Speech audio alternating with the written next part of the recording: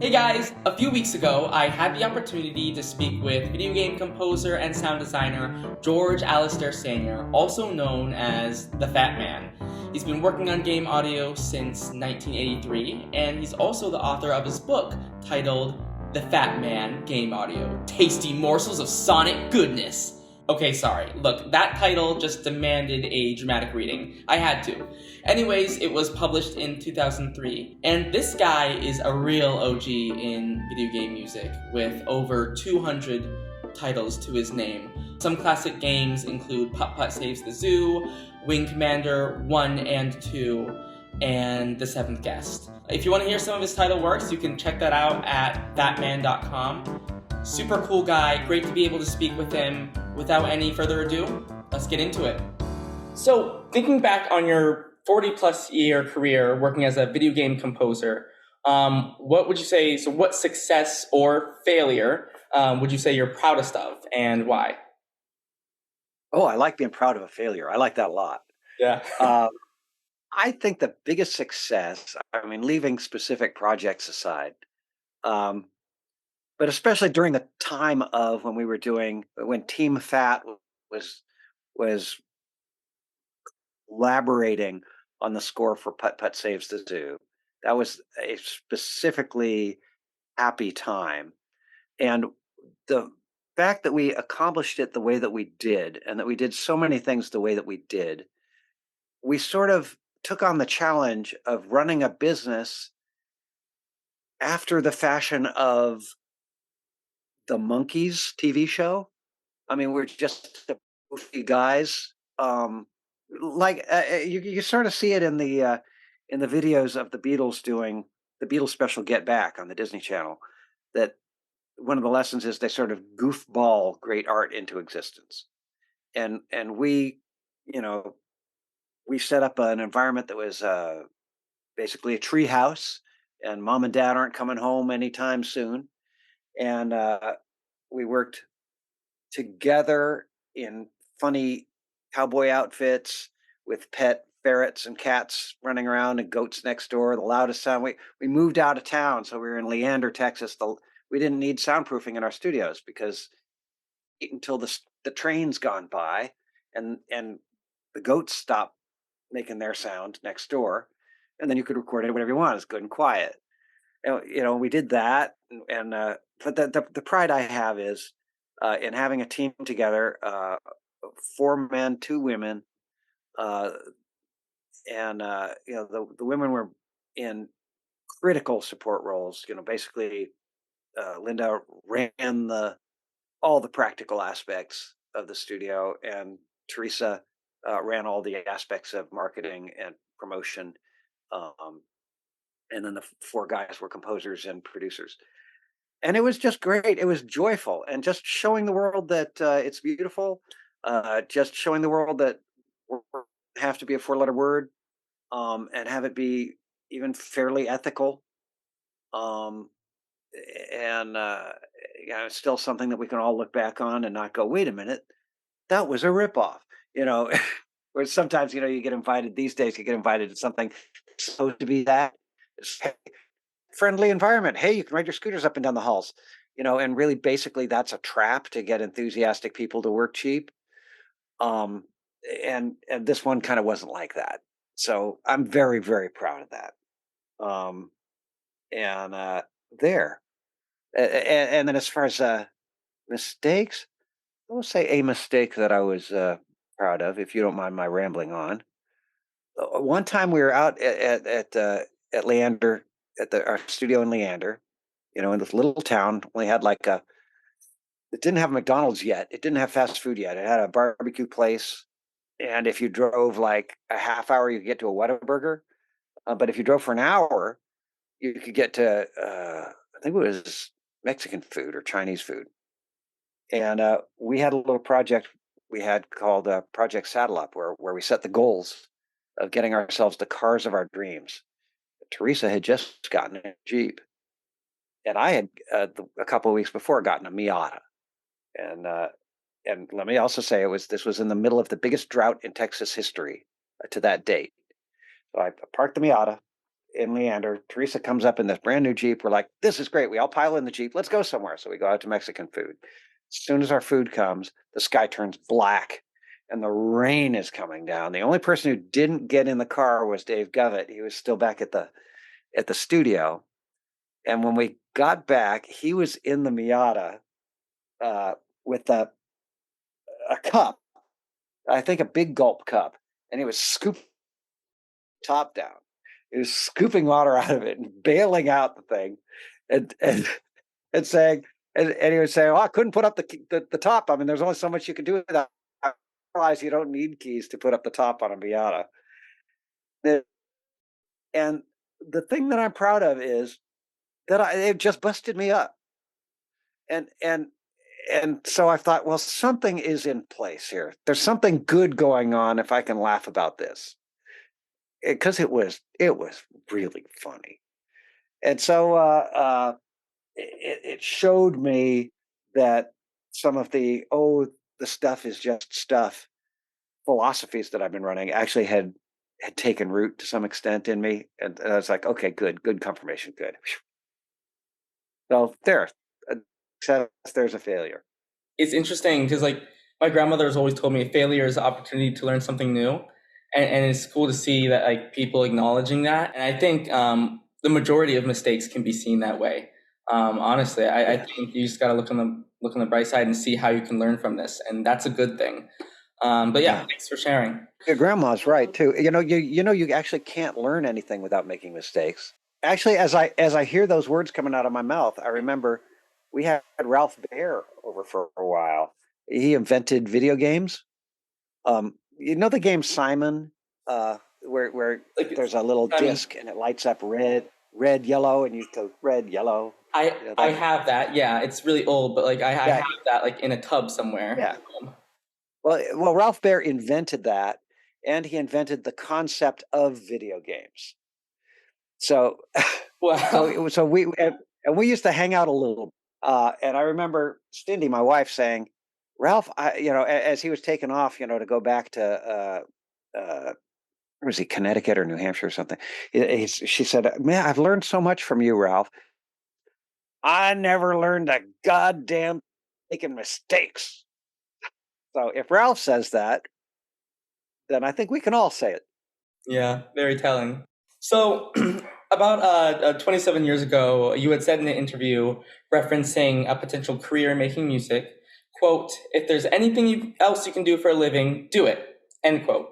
And this seems to be some very common, shared advice among industry professionals, even today. And yet, I see the gaming industry exploding with new degree programs and media scoring springing up at many colleges and universities across the country as well. For example, Berklee College of Music just launched a new major this past fall in games and interactive media scoring.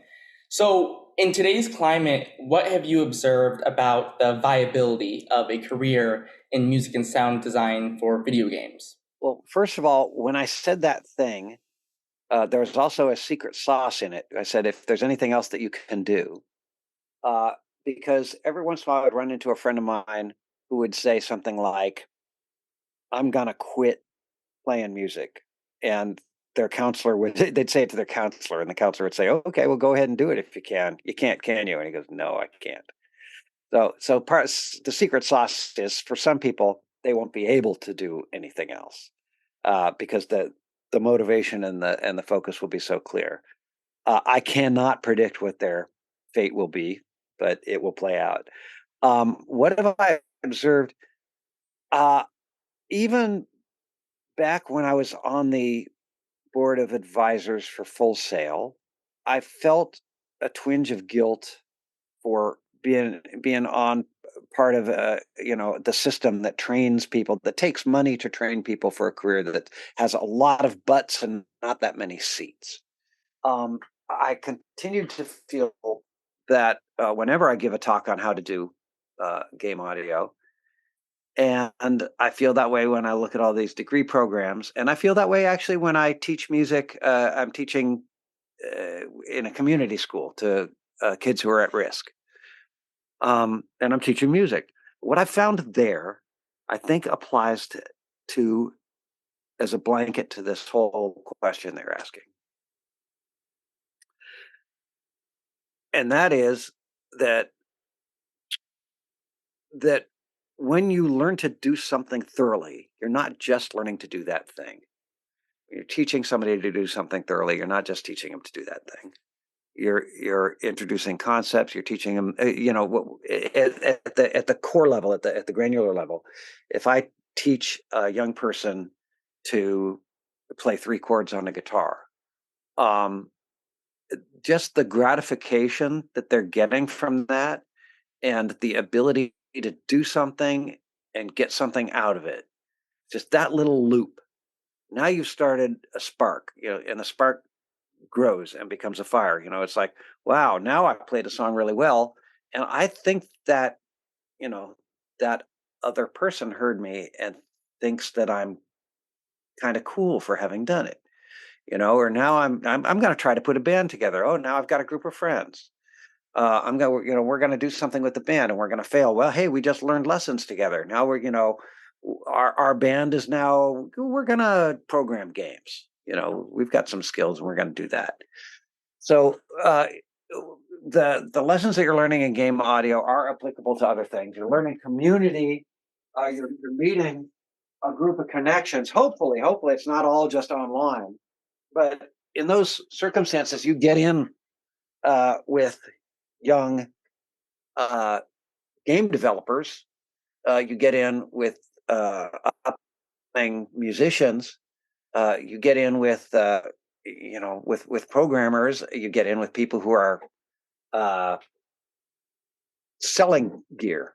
You get in with all kinds of. I mean, there are a lot of connections with the people who worked at Roland and Yamaha when I was first starting. So, I ended up doing a lot of what turned into sound card testing and creating a think tank conference, and um, that led into inventing things with Ralph Baer. And that led into when I worked at Magic Leap, that led into several patents. And all as a result of just kind of faking it and in my mind, thinking that I was inventing what game audio is. So yeah, I'm a little bit split, but I think that following through and getting a degree and getting a thorough schooling in something, I'm starting to see the upside. And your question is a very good argument to be made for avoiding those places.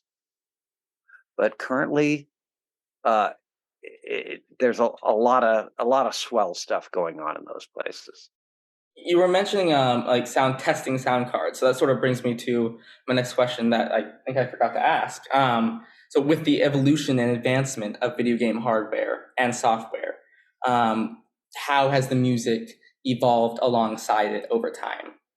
The ability to do complex and interesting things has expanded. Yeah. But speaking less long-windedly and getting to the point this time, um, it's good bad. There's an upside and a downside. Um, you know, because your generation loves, if I may stereotype, your generation loves the 8-bit and the simple retro music. And that works because of the technological limitations, and it means things to people who grew up with that to put it in boomer language, that the sound of a Stratocaster through a Marshall amp means to us. Um, Not everybody gets that, but just because you can do complex things doesn't mean it's better. So that's the nib, is that, oh, it's going in a direction where there are more possibilities. It's coming from roots that are totally valid and wonderful and moving and don't really need to be better. But let's now, that said, let's take a look at the complex side. Um, the fidelity of instruments. I mean, you can make things sound realistic and convincing now, which for a long time you could only get close to. So now you certainly can make an orchestra sound like an orchestra as a single person.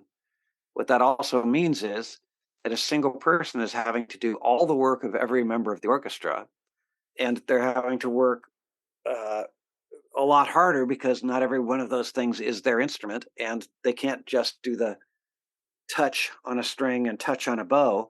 They have to play the piece, then they have to go back and do what the touch on the string would do. They have to do what the touch on the bow would do. So there's a tremendous downside there that gets ignored. Then they also have to do the work of not just the instrumentalist, but the composer and the conductor. Then there's the interactivity aspect where you've got the ability to do marvelous feats of interaction between what the user is experiencing and what they're inputting into the game and what they're receiving as output from the game musically, which is a great area to explore because you've been robbed of the ability that film composers have of doing anticipation and foreboding and setting the scene before something happens. You have to wait until something happens and then react to it. And so theoretically, it really hasn't been theoretically it hasn't been thoroughly explored, and there's no real map. But people are discovering a language that's expected, and they're discovering that battle music can react in real time a certain way and have it feel very satisfying. And so as we're discovering that vocabulary and that language, the technology is enabling just about anything uh, to happen, um, audio wise. So really, the downside of that is it's a whole lot of work, and because the axis of time has been taken out of the hands of the composer, there's a not insignificant downside, which is that the composer does not have control over the large scale structure of the piece that they're composing. They do not know how long the intro is going to last. They do not know how long the body is going to last. The intro is going to last. Also, within each section, let's say a level of the game, they don't know the duration of that. They don't know when the major events are going to happen. So they've been that's been taken out of their hands, and that is not a trivial downside. That was brilliant. It's fun to play in those areas, though, isn't it? I mean, have you gotten to do a bunch of any Wise and yeah, Wise in Unity is right where it started to get hairy. Everything in the Wise tutorials and lessons. I probably said this to you last time we talked. Everything in the first couple of courses for Wise is just fantastic. The courses are so well crafted, and I just felt I just felt like I had a good teacher, you know. But you get to I think the third or the fourth where you start putting things in Unity, and it starts turning into Unity programming, which is actually C programming. It gets pretty deep, and they had some glitches where if you submit your work through SVN, through the asset tracking software, there are certain resources that don't get transferred, and so you can bork the build, which I actually did to the world's largest Unity project, which was Oddworld Souls. Was it Soulstorm? Yeah, I was working on that, and I was on a week, 2 weeks notice, and I needed to fix something in the game, and I thought, well, I'm going to be brave, and I'm going to go ahead and integrate this into the game, and I broke the build. Uh, yeah, so good luck with that. Hopefully, now that Damien Kaspauer is now at Wise, and he's a badass dude, and he was fundamentally messing with the understructure of Wise, and I think that some of his plans may have been implemented, and things may be better over there. Yeah, I met Damien Kaspauer last semester. I came to speak in one of my classes. Yeah, he's the best. So, for any student entering their final year of a music degree program and desiring to enter the game music industry, what are 3 pieces of essential career advice that you would give to them? Okay, ask questions like that to people like me. Well done. um, so number one, I would say look in your heart and look at the relationships that you've got at the school, and the ones that make you the people around whom you like who you are.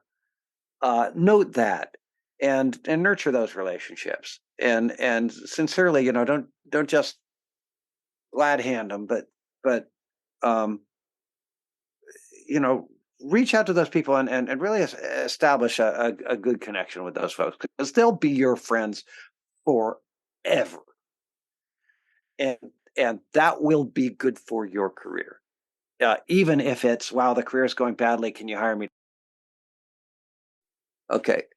uh, then the next thing is, find the I am of the philosophy that it is good uh, to work cheap.